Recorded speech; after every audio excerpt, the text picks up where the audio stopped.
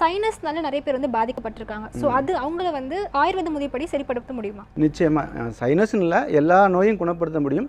Especially sinus வந்து பார்த்திங்கன்னா ஒரு காமன் கம்ப்ளைண்ட்டாக இருக்குது. இந்தியாவில் எப்படி ஒரு சுகருங்கிறது ஒரு கிட்டத்தட்ட ஒரு 25-30% ஆஃப் இந்தியன் பீப்புள்ஸுக்கு இருக்குதோ, அதே மாதிரி இந்த சைனஸ்ங்கிற கம்ப்ளைண்ட் வந்து பார்த்திங்கன்னா ரொம்ப நாட்களாக இருக்கிறது. இதுக்கு நாங்கள் வந்து மருந்து சாப்பிட்டே இருக்கிறோம். இது வந்து இந்த மருந்து சாப்பிட்றப்ப அந்த கம்ப்ளைண்ட் வந்து குறையுது. இந்த சைனஸ் என்ன பண்ணும் அப்படின்னா ஒற்றை தலைவலியாக இருக்கலாம், அல்லது அடிக்கடி தும்மல் வரதா இருக்கலாம், அல்லது அடிக்கடி இருமல் வரதா இருக்கலாம், இல்லை காலையில் எந்திரிச்சோன்னா தும்மல் வந்துக்கிட்டே இருக்கலாம். இந்த மாதிரியான சின்ன சின்ன சிம்டம்ஸ் தான் நம்ம வந்து சைனஸ்ன்னு காமனாக சொல்கிறோம்.